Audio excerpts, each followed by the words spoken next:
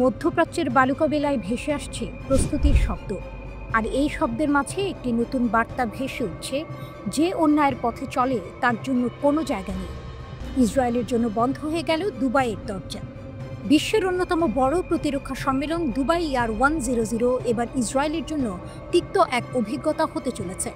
দীর্ঘ বছর ধরে ইসরায়েল এখানে অংশগ্রহণ করেছিল, কখনো নতুন প্রযুক্তি প্রদর্শন, কখনো বড় বড় চুক্তি নিয়ে আলোচনা। তবে এবার ইসরায়েলি প্রতিরক্ষা মন্ত্রণালয়ের জন্য এই সম্মেলনে জায়গা নেই। কেন? কারণ কিছুদিন আগে কাতারের দোহায় হামাসের নেতাদের ওপর হামলা চালায় ইসরায়েল, এবং এই হামলা শুধু কাতারের জন্য নয়, বরং পুরো বিশ্বের জন্য একটি বিশ্বাসঘাতকতা হিসেবে বিবেচিত হয়েছে। সংযুক্ত আরব আমিরাতের দৃঢ় পদক্ষেপ। কাতারের এই আক্রমণের পর সংযুক্ত আরব আমিরাত দৃঢ়ভাবে কাতারের পাশে দাঁড়ায়। আমিরাতের প্রেসিডেন্ট মোহাম্মদ বিন জায়েদ দোহায় যান এবং কাতারের নিরাপত্তা নিশ্চিত করতে তাদের সাহায্য করার প্রতিশ্রুতি দেন। এই পদক্ষেপ আমিরাতকে একটি শক্তিশালী প্রতীক হিসেবে প্রতিষ্ঠিত করেছে। আমরা অন্যায়ের পাশে দাঁড়াই না, এই বার্তা বিশ্বকে শোনানোর জন্য তারা এই সিদ্ধান্ত নিয়েছে। এবং এই সমর্থনেই দুবাই ইয়ার 100 এর আয়োজনের সময় ইসরায়েলকে অংশগ্রহণের সুযোগ দেওয়া হয়নি। ইসরায়েল বিস্মিত, হতাশ। ইসরায়েল প্রথমে বিশ্বাস করতে পারেনি এমন ঘটনা ঘটবে। তাদের কর্মকর্তারা নিশ্চিত ছিলেন একে কেন্দ্র করে মধ্যপ্রাচ্যের আকাশে সবকিছু তাদের হাতে থাকবে। তবে এই সিদ্ধান্ত তাদের কাছে বড় আঘাত হিসেবে এসেছে। এটা তো কাতারের জন্য বিশেষ কিছু, এমন ধারণাই ছিল তারা। কিন্তু আজকের বাস্তবতা তাদের কল্পনাকে ভেঙে দিয়েছে। তেল গ্যাসে ভরপুর এই অঞ্চলে শক্তির ভারসাম্য যে এক মুহূর্তে পাল্টে যেতে পারে তা তারা বুঝতে পারেনি। আমিরাতের শক্তি, ন্যায় এবং একতা। যেখানে ইসরায়েল শক্তি প্রদর্শন করেছিল, আমিরাত সেখানে ন্যায় এবং একতা প্রদর্শন করেছে। তাদের এই দৃঢ়তার ফলে তারা আরব বিশ্বের এক বড় নেতা হয়ে উঠেছে। সৌদি আরব, জর্ডান সহ অন্যান্য দেশও কাতারের পাশে দাঁড়ানোর সংকল্প নিয়েছে। কাতারে বিশ্বাসঘাতক ইসরায়েলের হামলার নিন্দা জানিয়েছে সংযুক্ত আরব আমিরাত। দেশটির সিনিয়র কূটনৈতিক উপদেষ্টা আনোয়ার গার্গাশ বলেছেন যে সংযুক্ত আরব আমিরাত আমাদের ভাই কাতারের সাথে আন্তরিকভাবে দাঁড়িয়েছে। আরব উপসাগরীয় দেশগুলির নিরাপত্তা অবিভাজ্য, গার্গাশ বলেছেন। তিনি জোর দিয়ে বলেছেন যে তার দেশ এই আগ্রাসন মোকাবিলায় পূর্ণ সংহতি প্রকাশ করছে।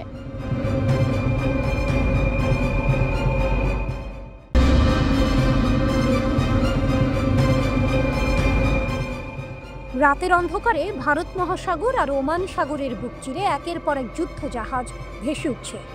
আকাশে উঠছে যুদ্ধ বিমান, সমুদ্রতল থেকে উঁকি দিচ্ছে ডুবোজাহাজ, ক্ষেপণাস্ত্র ছুঁড়ে দিচ্ছে আগুনের রেখা, যেন সিনেমার দৃশ্য। কিন্তু এ সিনেমা নয়, এ বাস্তব। নাম দেওয়া হয়েছে সাস্টেইনেবল পাওয়ার 404।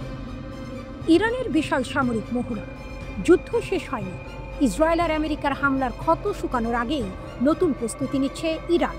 কারণ তেহরান জানে শত্রুর ষড়যন্ত্র থেমে নেই, যে কোনো মুহূর্তে আবারও হামলা নামাতে পারে ইসরায়েল ও আমেরিকা। তাই বিশ্রামের সুযোগ নেই। হুমকি ঠেকাতে, আগ্রাসন ভাঙতে ইরান শান দিচ্ছে নিজের অস্ত্র ভাণ্ডারে। এই মহড়ায় শুধু অস্ত্র প্রদর্শনী নয়, যুদ্ধজাহাজ, ডুবোজাহাজ, বিমান, এমনকি ইলেকট্রনিক যুদ্ধ ইউনিটও অংশ নিয়েছে। উপকূল থেকে সমুদ্র পর্যন্ত ক্ষেপণাস্ত্র নিক্ষেপ করে স্পষ্ট বার্তা দিয়েছে ইরানের নৌবাহিনী, আমরা প্রস্তুত। মুখপাত্র আব্বাস হাসানি জানিয়েছেন, মহড়ার আসল উদ্দেশ্য হচ্ছে যুদ্ধ প্রস্তুতি আরও উন্নত করা এবং দেশীয় প্রযুক্তির শক্তিকে প্রমাণ করা। কিন্তু টুইস্ট এখানে। কয়েক মাস আগে ইসরায়েল আকস্মিক হামলা চালায় ইরানের পরমাণু স্থাপনায়। মার্কিন সাহায্যে ফোর্দোর পাহাড়ের নিচে থাকা বাংকার বোমার আঘাতও পড়েছিল। ক্ষয়ক্ষতি হয়েছিল বটে, কিন্তু ইরান আগেই সরিয়ে ফেলেছিল সবচেয়ে মূল্যবান ইউরেনিয়াম আর জরুরি যন্ত্রপাতি। তাই ধ্বংস হয়ে যায়নি তাদের স্বপ্ন। বিশ্লেষকদের মতে ইরানের বিজ্ঞানীরা চাইলে আড়ালে থেকেই পরমাণু অস্ত্র বানানোর সক্ষমতা ধরে রেখেছে। অন্যদিকে মার্কিন প্রেসিডেন্ট ডোনাল্ড ট্রাম্প আর ইসরায়েলের প্রধানমন্ত্রী বেনিয়ামিন নেতানিয়াহু গর্জে উঠেছেন, ইরান যদি আবার ইউরেনিয়াম সমৃদ্ধকরণ শুরু করে হামলা আসবে। কিন্তু প্রশ্ন হচ্ছে, এই হুমকি কি সত্যিই ইরানকে থামাতে পারবে? ইরানের উত্তর স্পষ্ট। তাদের শীর্ষ কর্মকর্তারা জানিয়েছেন, জাতীয় স্বার্থে পরমাণু কর্মসূচি চালিয়ে যাবে দেশ, আর শত্রুর আগ্রাসনের জবাবে আসবে আরও কঠিন আঘাত। এই আত্মবিশ্বাস শুধু কথায় নয়, বাস্তবে। সাম্প্রতিক যুদ্ধেই দেখা গেছে ইরানের ড্রোন ও ক্ষেপণাস্ত্র ঠেকাতে গিয়ে ইসরায়েলের খরচ হয়েছে বিলিয়ন ডলার, তবু তারা ব্যর্থ হয়েছে। এবার তাই বার্তা আরও ভয়ানক। এই মহড়া শুধু রণকৌশল নয়, বরং ঘোষণা, যদি আবার আসো, এবার আরও বড় আঘাত পাবে। বিশ্লেষকরা মনে করছেন, ইরানের এই পদক্ষেপ মধ্যপ্রাচ্যে তাদের অবস্থানকে আরও শক্ত করবে। যুদ্ধক্ষেত্রে একক শক্তির মতো উঠে দাঁড়াবে তেহরান। আমেরিকা ও ইসরায়েল বুঝতে পারছে ক্ষেপণাস্ত্র দিয়ে ঘেরা এক অদৃশ্য ঢাল তৈরি করে ফেলেছে ইরান। শেষ দৃশ্যটা যেন সিনেমার মতো। সাগরের বুকে ইরানি যুদ্ধজাহাজগুলো দাঁড়িয়ে আছে, আকাশে ক্ষেপণাস্ত্রের আগুনের রেখা, আর পাহাড়ের নিচে গোপনে কাজ করছে বিজ্ঞানীরা। শত্রুর চোখ রাঙানি চলছে, কিন্তু তেহরানের উত্তর আরো স্পষ্ট, আরো শীতল। আমাদের থামাতে চাইলে যুদ্ধের ময়দানে এসো, আমরা প্রস্তুত।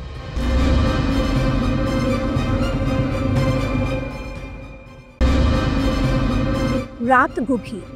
তেহরানের আকাশে ভেসে বেড়ায় নিস্তব্ধতা, কিন্তু সেই নিস্তব্ধতার ভেতরে লুকিয়ে আছে গর্জন, এক অদম্য শক্তির গর্জন। ইরান বসে থাকে না, তেহরান কখনো ঘুমিয়ে পড়ে না। যেখানে অন্যরা হোঁচট খায়, ইরান সেখান থেকেই ঘুরে দাঁড়ায়। আমেরিকার ভয়ঙ্কর নিষেধাজ্ঞা, ইসরায়েলের হামলার হুমকি, চারদিক থেকে চাপ, কিন্তু ইরান যেন এক যুদ্ধজাহাজ, যত আঘাত পায় ততই নতুন করে জেগে ওঠে। এবার প্রশ্ন উঠেছে, চীন কি ইরানকে উন্নত সামরিক প্রযুক্তি দেবে? সহযোগিতা নাকি মরীচিকা? বিভিন্ন আন্তর্জাতিক গণমাধ্যমে শিরোনাম, শিগগিরই ইরানের হাতে চলে আসবে চীনা যুদ্ধবিমান আর আকাশ প্রতিরক্ষা ব্যবস্থা। শোনা যায় আকাশে মিসাইল ঠেকাবে বেইজিংয়ের তৈরি আধুনিক প্রযুক্তি, কিন্তু বিশেষজ্ঞদের কণ্ঠ ভিন্ন। ব্রিটেনের আন্তর্জাতিক নিরাপত্তা বিশ্লেষক আবু দু স্পষ্টই বললেন, চীনের এমন সরাসরি সহায়তা পাওয়া এখনই সম্ভব নয়।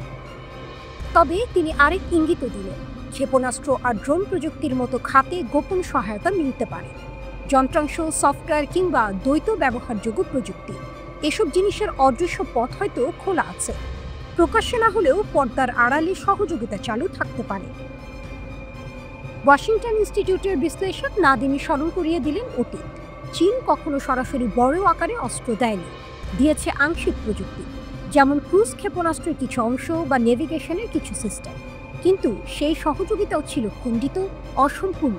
তাই বাধ্য হয়ে ইরান নিজস্ব গবেষণা আর রিজার্ভ ইঞ্জিনিয়ারিংয়ের পথে এগিয়েছে। নাদিমির মতে আধুনিক যুদ্ধবিমান বা উন্নত আকাশ প্রতিরক্ষা ব্যবস্থা হাতে পাওয়ার সম্ভাবনা অত্যন্ত কম, কারণ এতে চীনকে মুখোমুখি হতে হবে পশ্চিমা সমালোচনা আর নিষেধাজ্ঞার। এত বড় ঝুঁকি নেবে কেন বেইজিং? তবে একটি সম্ভাবনা রয়ে গেছে, সরাসরি অস্ত্র না দিয়ে চীন হয়তো ইরানকে দেবে সীমিত সুবিধা, যেমন বেইদু স্যাটেলাইট নেভিগেশনের সামরিক সংকেত ব্যবহার বা আকাশ প্রতিরক্ষা ব্যবস্থার জন্য দরকারি সফটওয়্যার। এগুলো হয়তো শিরোনামে আসবে না, কিন্তু কার্যকরভাবে ইরানের শক্তি বাড়িয়ে তুলবে। শক্তি লুকিয়ে আছে নিজের ভেতরে, বাইরের সাহায্য সীমিত, কিন্তু ইরান জানে আসল ভরসা নিজের কৌশল আর বুদ্ধিমত্তা। যতবার থামানো হয়েছে ততবার তারা নতুন প্রযুক্তি গড়ে তুলেছে। ড্রোন, ক্ষেপণাস্ত্র, স্যাটেলাইট সবই একসময় কেবল স্বপ্ন ছিল, আজ তা বাস্তব। আন্তর্জাতিক মঞ্চে ইরান চীন সম্পর্ক যেন নাটকের মতো, সামনে হাসি, হাত মেলানো, বাণিজ্যের রঙিন ছবি, কিন্তু আড়ালে চলে ভিন্ন খেলা, গোপন যন্ত্রাংশ, লুকোনো সফটওয়্যার, অঘোষিত সমঝোতা। সবকিছু প্রকাশ্যে আসে না, কিন্তু এর প্রভাব ছড়িয়ে পড়ে যুদ্ধক্ষেত্রে।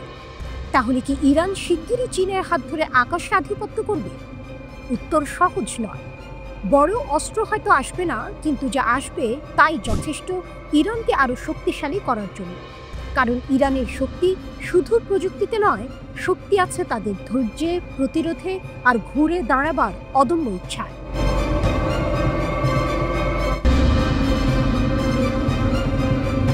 চীনের সীমান্ত থেকে মাত্র ২৭ কিলোমিটার দূরে পাহাড়ি উপত্যকার ভেতর লুকিয়ে আছে এক ভয়ঙ্কর রহস্য, উত্তর কোরিয়ার সিংপুং ডং ক্ষেপণাস্ত্র ঘাঁটি।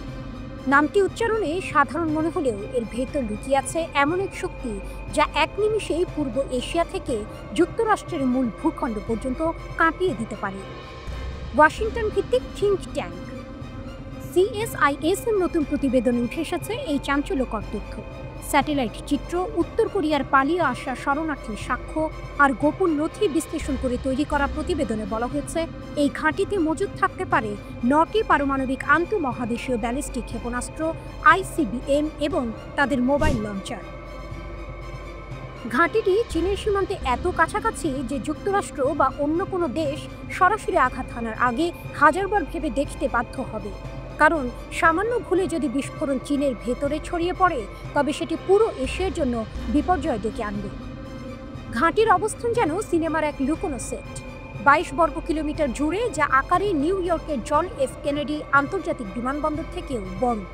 2004 সালে শুরু হওয়া এই ঘাঁটির নির্মাণ কাজ 2014 সালের মধ্যেই সম্পূর্ণ কার্যকর হয়। তারপর থেকে উত্তর কোরিয়া নিয়মিত এটি রক্ষণাবেক্ষণ ও আধুনিকীকরণ করেছে। বিশেষজ্ঞরা বলছেন, এই ঘাঁটিতে হাওয়াসং 15 বা হাওয়াসং 18 এর মতো দীর্ঘ পাল্লার পারমাণবিক ক্ষেপণাস্ত্র থাকতে পারে। এগুলো যুক্তরাষ্ট্রের যে কোনো প্রান্তে আঘাত হানার মতো সক্ষমতা রাখে। ট্রান্সপোর্টার লঞ্চারের সাহায্যে ক্ষেপণাস্ত্র মুহূর্তেই নিক্ষেপ করা সম্ভব, আবার যুদ্ধের সময় দ্রুত অন্যত্র সরিয়েও ফেলা যাবে। এখানে নাটকীয় মোড় ঘুরে রাশিয়ার প্রসঙ্গে। ইউক্রেন যুদ্ধ শুরুর পর থেকে উত্তর কোরিয়া মস্কোর সঙ্গে সহযোগিতা বাড়িয়েছে। খবর আছে, রাশিয়ার জন্য সেনা পাঠিয়েছে পিয়ংইয়ং।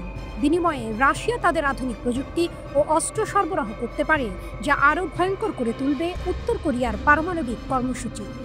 প্রশ্ন হচ্ছে, এই ঘাঁটি কেবল যুক্তরাষ্ট্রকেই টার্গেট করছে, নাকি পূর্ব এশিয়ার প্রতিবেশী দেশগুলোর ওপরও এক ছায়া ফেলে রেখেছে? দক্ষিণ কোরিয়ার সিউলের একজন অধ্যাপক মন্তব্য করেছেন, চীনের এত কাছে ঘাঁটি বানিয়ে উত্তর কোরিয়া আসলে এক ধরনের ঢাল বানিয়েছে। যদি কেউ হামলা করে, চীন কিভাবে প্রতিক্রিয়া দেবে সেই অনিশ্চয়তাকে কাজে লাগাতে চাইছে তারা। উত্তর কোরিয়ার হাতে আছে প্রায় 40 থেকে 50টি পারমাণবিক ওয়ারহেড। এগুলো বহন করতে সক্ষম ব্যালিস্টিক ক্ষেপণাস্ত্রও রয়েছে। অর্থাৎ কিম জং উনের এক নির্দেশে কয়েক হাজার কিলোমিটার দূরে আগুন ঝরে পড়তে পারে। চীনের সীমান্ত ঘেঁষা এক অচেনা উপত্যকা, চারদিকে পাহাড়, ভিতরে লুকানো বিশাল আকারের সামরিক কমপ্লেক্স। পৃথিবীর সুপার পাওয়ার যুক্তরাষ্ট্র থেকেও লুকানো নেই এই খবর, কিন্তু কিছু করার সাহস করছে না কেউ। কারণ উত্তর কোরিয়া জানে, ভয়ই তাদের আসল অস্ত্র, আর সেই ভয়কে ঢাল বানিয়ে তারা দাঁড়িয়ে আছে বিশ্বের সবচেয়ে বড় শক্তির সামনে।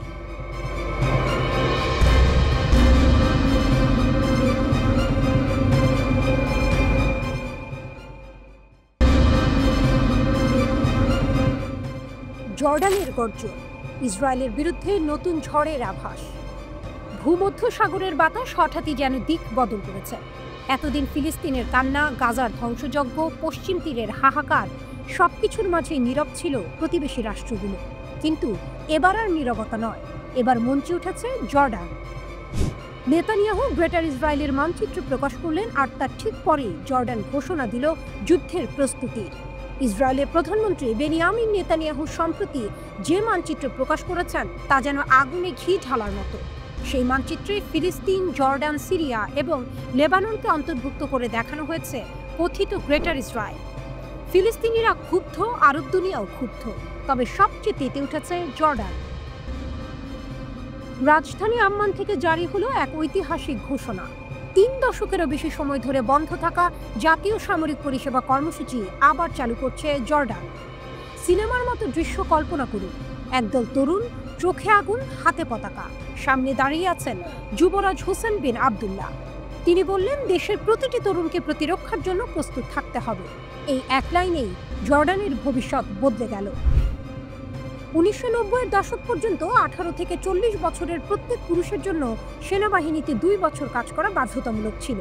পরে এই নীতি শিথিল হয়, সীমিত প্রশিক্ষণ চালু থাকে। কিন্তু এখন আবার শুরু হচ্ছে পূর্ণাঙ্গ সামরিক কর্মসূচি। আগামী বছর জানুয়ারি থেকে 2007 সালে জন্ম নেওয়া ছেলেরা যখন 18 পেরোবে, তখনই শুরু হবে এই নতুন অধ্যায়। প্রথম পর্যায়ে যোগ দেবে 6000 তরুণ। দ্রুত সেই সংখ্যা বাড়বে 10,000-এ। এক প্রজন্ম গড়ে উঠবে যুদ্ধের জন্য, দেশের প্রতিরক্ষার জন্য। জর্ডানের এই সিদ্ধান্ত কেবল সামরিক নয়, এটি রাজনৈতিকও। সিরিয়ার ভেতরে অস্থিরতা, গৃহযুদ্ধের সম্ভাবনা, ফিলিস্তিনিদের জোর করে বিতাড়ন, গাজায় হত্যাযজ্ঞ, সব মিলিয়ে জর্ডান এখন দ্বিগুণ হুমকির মুখে। একদিকে বাইরের হানা, অন্যদিকে অভ্যন্তরীণ অস্থিরতার আশঙ্কা। ঠিক এই মুহূর্তে গ্রেটার ইসরায়েলের মানচিত্রে জর্ডানকে অন্তর্ভুক্ত করে নেতানিয়াহু দিলেন চরম বার্তা। আর সেই বার্তার জবাবই যেন এসেছে আম্মান থেকে। আমরা প্রস্তুত, আমরা এক, আমরা লড়ব। বিশ্লেষকরা বলছেন, জর্ডানের এই কর্মসূচি শুধু সেনাবাহিনীকে শক্তিশালী করবে না, তরুণদের ভেতরও এক নতুন পরিচয় গড়ে তুলবে। শৃঙ্খলা, চরিত্র এবং সবচেয়ে বড় কথা, দেশের প্রতি অবিচল আনুগত্য। জর্ডান হয়তো বড় শক্তি নয়, না আছে পারমাণবিক অস্ত্র, না আছে বিশ্বশক্তির মতো মহাকাশ প্রযুক্তি, কিন্তু আছে এক অমূল্য সম্পদ, ঐক্যবদ্ধ তরুণ প্রজন্ম। যুবরাজ হোসেন বিন আবদুল্লাহর নেতৃত্বে সেই প্রজন্ম এখন জেগে উঠছে। চিত্রনাট্য যেন লেখা হয়ে গেছে। একপাশে দখলদার ইসরায়েল, গ্রেটার ইসরায়েলের বিভীষিকাময় স্বপ্ন নিয়ে, অন্য পাশে ছোট্ট জর্ডান, কিন্তু বুক ভরা সাহস নিয়ে। মধ্যপ্রাচ্যের আকাশে প্রশ্ন ভেসে বেড়াচ্ছে, এই লড়াইয়ে শেষ পর্যন্ত কে টিকে থাকবে? সময়ই দেবে জবাব। কিন্তু ইতিহাসের পাতায় ইতিমধ্যেই লেখা হয়ে গেছে এক নতুন অধ্যায়। জর্ডান গর্জেছে।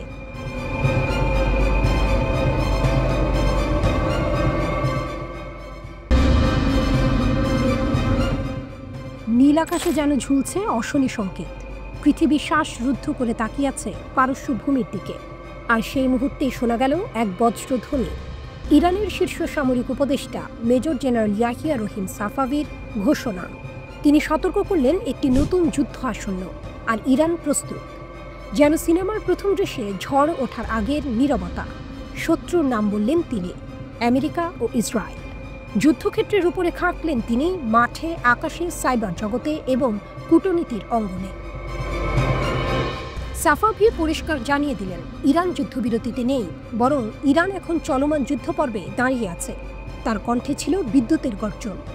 আমাদের এবং আমেরিকানদের মধ্যে, আমাদের এবং ইসরায়েলিদের মধ্যে কোনো লিখিত চুক্তি নেই। যে কোনো মুহূর্তে যুদ্ধবিরতি ভেঙে পড়তে পারে। এই সতর্কবাণী কেবল হুমকি নয়। সাফাভি বললেন, যুদ্ধের জন্য প্রস্তুত থাকাই শান্তির সেরা গ্যারান্টি। তার তত্ত্ব পরিষ্কার, প্রতিরক্ষার সর্বোত্তম উপায় আক্রমণ, আর যুদ্ধের প্রস্তুতি মানেই শান্তির নিশ্চয়তা। ইরান তাই হাত গুটিয়ে বসে নেই। প্রতিটি সম্ভাব্য পরিস্থিতি ধরে তারা আঁকছে যুদ্ধের রূপরেখা। সামরিক কৌশল, সাইবার প্রতিরক্ষা, ক্ষেপণাস্ত্র আর ড্রোনের বহর, এমনকি কূটনৈতিক ভাষণের শক্তি, সবকিছুকেই পরিণত করছে এক বিশাল ঢাল ও তরবারিতে। ভাবুন, পারস্য উপসাগরের জলে দাঁড়িয়ে আছে ইরানি নৌবহর। আকাশে ছুটে যাচ্ছে ড্রোনের ঝাঁক, মাটির নিচে প্রস্তুত ক্ষেপণাস্ত্র ব্যাটারি, আর সেই সঙ্গে সাইবার জগতে ছুটছে অদৃশ্য সেনারা শত্রুর নেটওয়ার্ক ভেদ করার অপেক্ষায়। এই ঘোষণার সুরে সুর মিলিয়েছেন ইরানের সশস্ত্র বাহিনীর প্রধান major general Abdur Rahim Musavi. অগস্টের শুরুতে তিনি বলেছিলেন, ইসলামী প্রজাতন্ত্র ইরানের প্রতিরোধ ক্ষমতা সম্পূর্ণ। শুধু তাই নয়, তিনি সতর্ক করেছিলেন, যে কোনো নতুন আগ্রাসনের জবাব হবে অতীতের তুলনায় বহুগুণ ভয়ঙ্কর। ইসরায়েল ও আমেরিকার নাম না নিয়েও তার বার্তা যেন বজ্রপাতের মতো পড়ল দখলদারদের মাথায়। জুন মাসে বিনা উস্কানিতে চালানো হামলায় ইরানি কমান্ডার, বিজ্ঞানী, ছাত্র ও সাধারণ নাগরিকরা শহীদ হন। কিন্তু সেই রক্তের দাগ ইরানকে দুর্বল করেনি, বরং আরও দৃঢ় করেছে জাতীয় সংকল্প। মুসাভির ভাষায়, যে কোনো মূল্যে আমরা দেশের সার্বভৌমত্ব রক্ষা করব। এ যেন দাবার বোর্ডে এক মহারণের প্রস্তুতি। ইরান জানে প্রতিপক্ষ শক্তিশালী, কিন্তু ইতিহাস সাক্ষী, পারস্য ভূমির সন্তানরা কখনো মাথা নত করেনি। আজও তাদের বার্তা একটাই, যুদ্ধ আসুক কিংবা শান্তি, ইরান প্রস্তুত। প্রতিরক্ষা হোক বা আক্রমণ, তারা দৃঢ়, অটল এবং অবিচল। যেন আকাশে গর্জে ওঠা বজ্রের মতো সাফাভির সেই শেষ লাইন এখন কানে বাজছে, যুদ্ধের জন্য প্রস্তুতি শান্তিরই নামান্তর।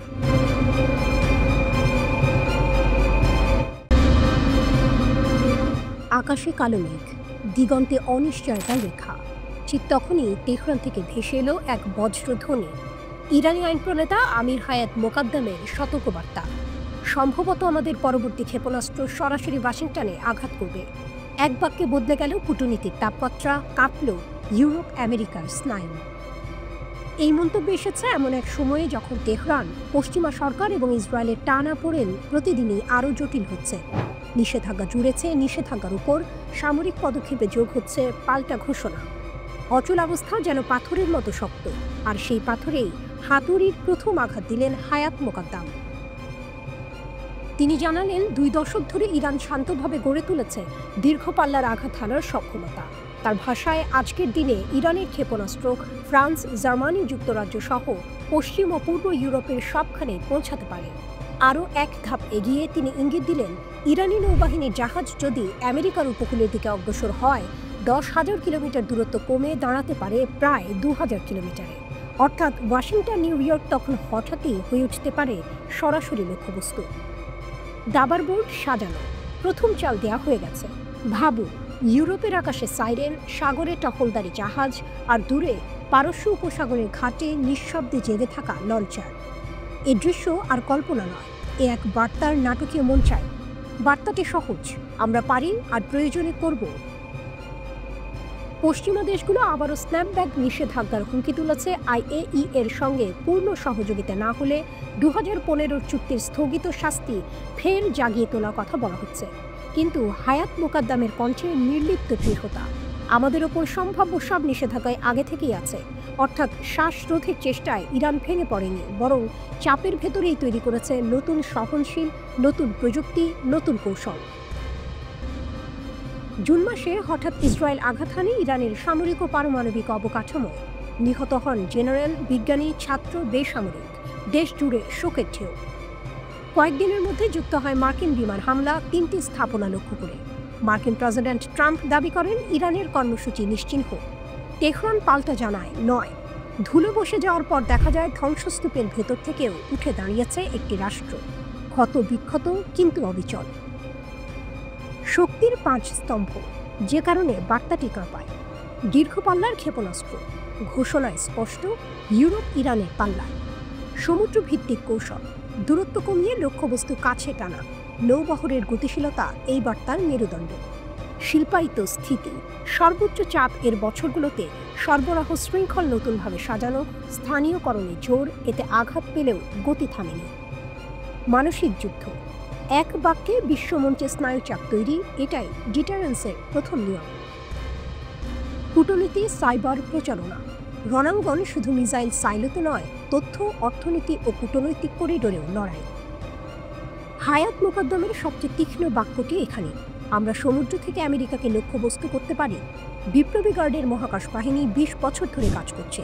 প্রযুক্তি হাতে মুঠোয়, এই ইঙ্গিত প্রতিপক্ষের ক্যালকুলেশন বদলে দেয়। কোনো রাষ্ট্র যখন বলে আজ পারি ইউরোপে, কাল পারব আমেরিকায়, তখন কৌশলগত ঘড়ির কাঁটা নতুন সময় ধরে টিকটিক করতে শুরু করে। পশ্চিমা সরকারগুলোর সামনে এখন 2 রাস্তা। 1, নিষেধাজ্ঞা ও সামরিক চাপ বাড়ানো। 2, ঝুঁকি কমাতে কূটনীতির পথ চওড়া করা। প্রথম রাস্তায় ভুল বোঝাবুঝির সম্ভাবনা বেশি, মিসক্যালকুলেশন থেকে চেইন রিঅ্যাকশন। দ্বিতীয় রাস্তায় দরকার ধৈর্য, আইএই নিয়ে বাস্তবসম্মত সমন্বয়, আঞ্চলিক নিরাপত্তা নিয়ে নতুন ফ্রেমওয়ার্ক এবং পারস্পরিক সীমারেখা স্পষ্ট করা। এদিকে বাজার কাঁপছে, জ্বালানি দামের ওঠানামা, শিপিং রুটে বিমা খরচ বেড়ে যাওয়া, ইউরোপের আকাশে অস্থায়ী ফ্লাইট রুট বদল, সব মিলিয়ে অনিশ্চয়তা বাড়ছে। ন্যাটো রাজধানীগুলোতে কাউন্সিল রুমের আলো নিভছে দেরিতে। মধ্যপ্রাচ্যের মিত্ররা হিসাব করছে, কে কার পাশে দাঁড়ালে ঝড় কম লাগবে।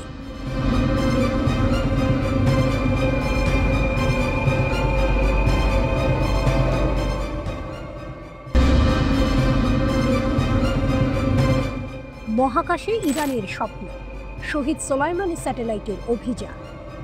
রাতের আকাশে অসংখ্য তারা, কেউ তাকিয়ে দেখে শুধু আলো, কিন্তু ইরান, তারা দেখছে নিজের ভবিষ্যৎ। দীর্ঘদিন ধরে পশ্চিমা নিষেধাজ্ঞার শিকলে বাঁধা ছিল দেশটি। আমেরিকা, ইসরায়েল ও তাদের মিত্ররা ভাবছিল ইরানকে চিরকাল প্রযুক্তির দৌড়ে পিছিয়ে রাখা যাবে, কিন্তু ইতিহাস প্রমাণ করে ইরান কখনো থামে না। এই দেশ বারবার ভাঙা শিকলকে অস্ত্র বানিয়ে দাঁড়িয়েছে আরও শক্ত হয়ে। শত্রুর চোখের সামনে দিয়ে ইরান এবার ছুটছে মহাকাশ জয়ের পথে। তেহরান ঘোষণা করেছে এক অভূতপূর্ব উদ্যোগ, শহীদ সোলাইমানি স্যাটেলাইট প্রকল্প। শুধু একটি বা দুটি নয়, একসাথে 20টি স্যাটেলাইট মহাকাশে পাঠানোর পরিকল্পনা। এই মিশন শুরু হবে 2026 সালের মার্চের মধ্যে। এমন সাহসী ঘোষণা শুনে দুনিয়া হতভম্ব। প্রযুক্তির মঞ্চে এটা কেবল এক ধাপ নয়, বরং এক লাফে শীর্ষে ওঠার ঘোষণা। ইরানের মহাকাশ সংস্থার প্রধান হাসান সালারি জানালেন, এই স্যাটেলাইটগুলো হবে দেশের প্রথম ন্যারো ব্যান্ড স্যাটেলাইট কনস্টেলেশন। এর মানে ইরানের প্রতিটি গ্রাম, প্রতিটি শহর, প্রতিটি কোণায় পৌঁছে যাবে যোগাযোগ ব্যবস্থা।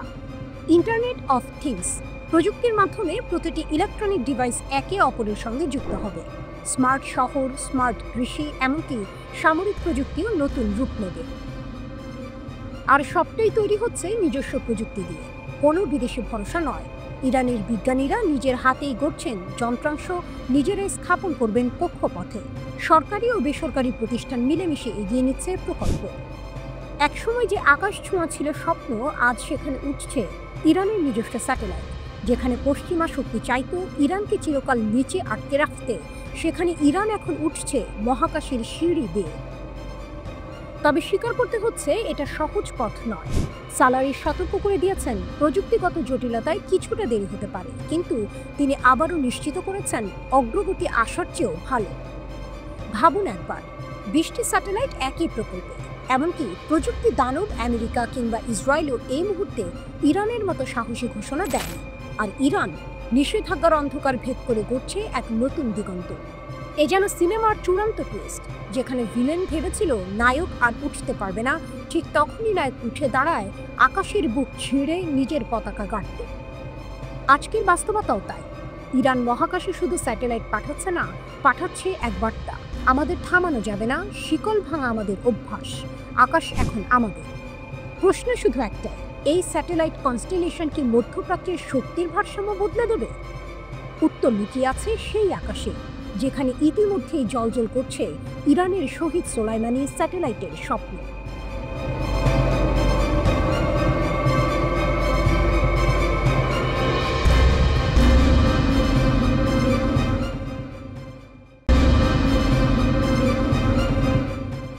মাউন্ট হারমোনি বিস্ফোরণ, ইসরায়েলের ঘুম ভাঙল।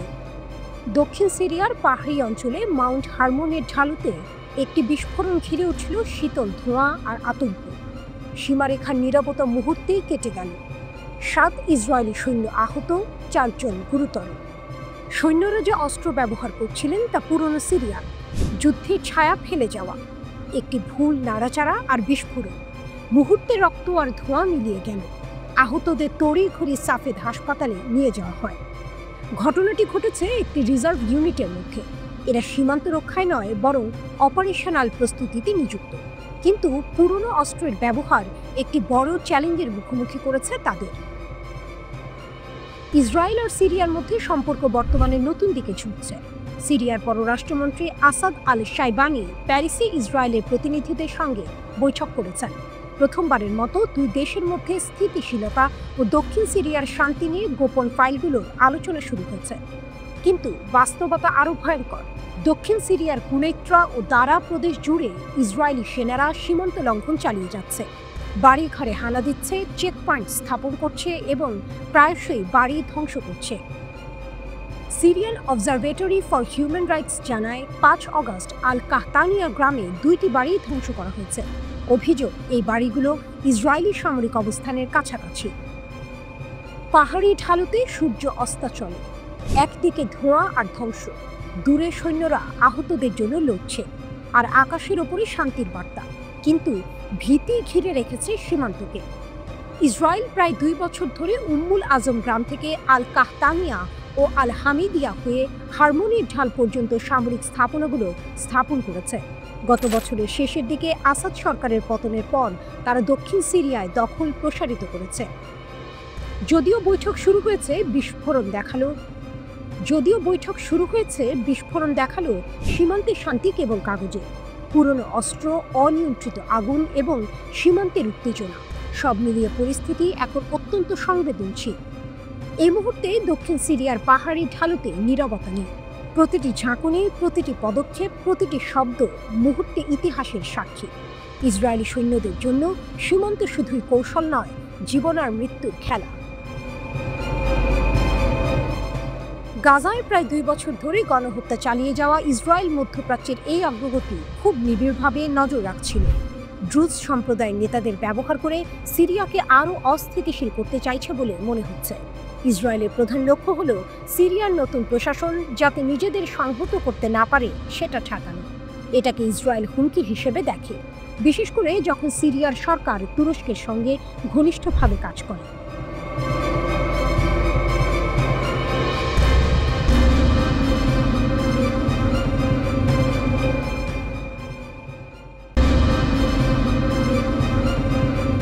লাতিন আমেরিকায় উত্তেজনা, ভেনেজুয়েলার প্রতিরোধের ঢেউ।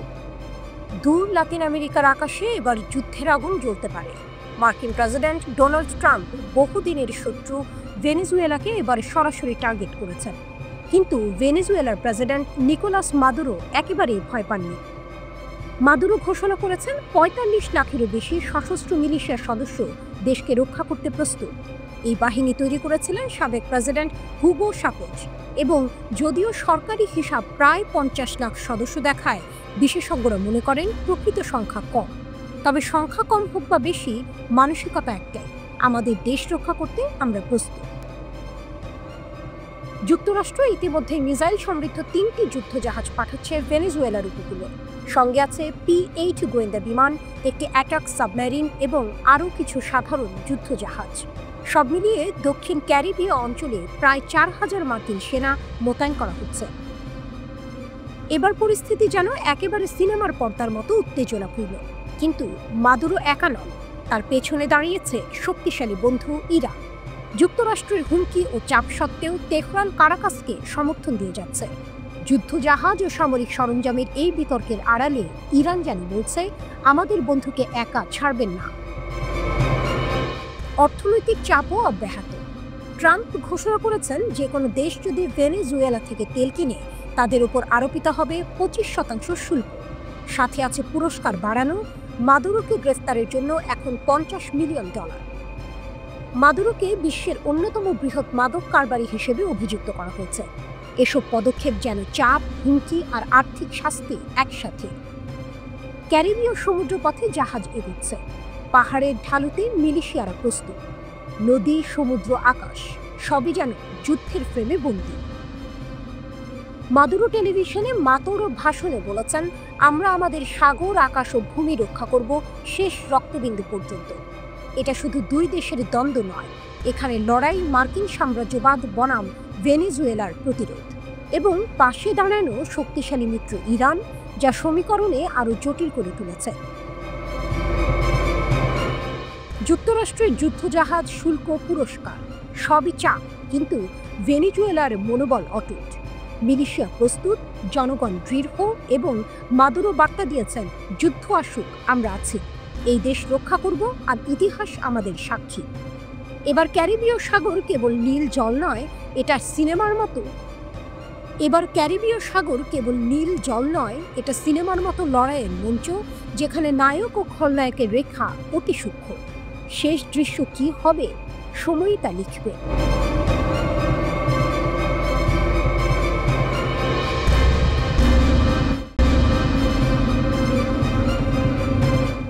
বিশ্ব রাজনীতিতে নতুন সংকট। অস্ট্রেলিয়া বনাম ইসরায়েল। জানুয়ারিতে হোয়াইট হাউসের দায়িত্ব নেওয়ার পর থেকে ডোনাল্ড ট্রাম্প যেন বিশ্বকে এক অশান্তির ঘূর্ণিঝড়ে ফেলেছেন। যুদ্ধ, সংঘাত, বাণিজ্য যুদ্ধ সব মিলিয়ে বিশ্ব নাজেহাল। কিন্তু এবার অন্যরকম উত্তেজনা।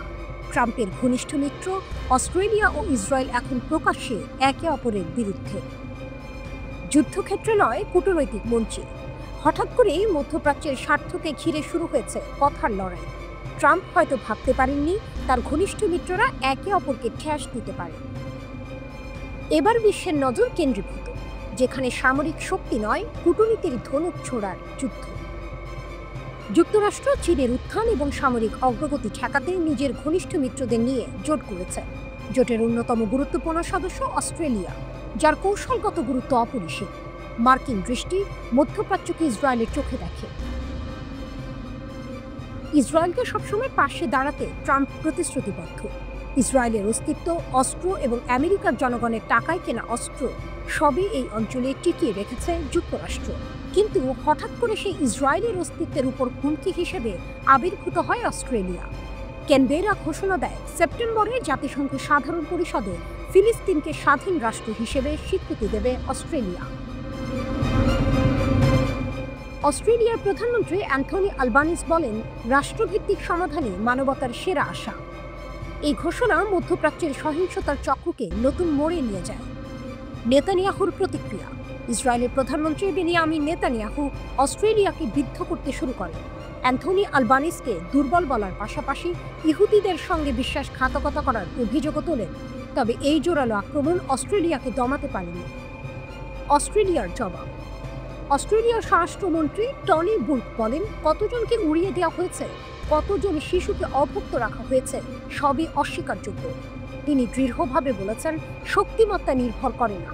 গাজার উপর ইসরায়েলের অভিযান, যেখানে অকথিত নিরপরাধ নারী ও শিশু মারা গেছে, তা বিশ্বের বিভিন্ন দেশের ফিলিস্তিনকে স্বাধীন রাষ্ট্র হিসেবে স্বীকৃতির সিদ্ধান্তকে আরও যৌক্তিক করেছে।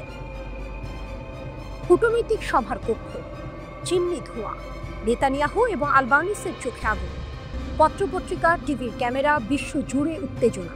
মঞ্চে যুদ্ধ নয়, কথার লড়াই, কিন্তু ক্ষুদ্র মুহূর্তেও মানবতার রক্তক্ষয়, দৃশ্যের ছায়া।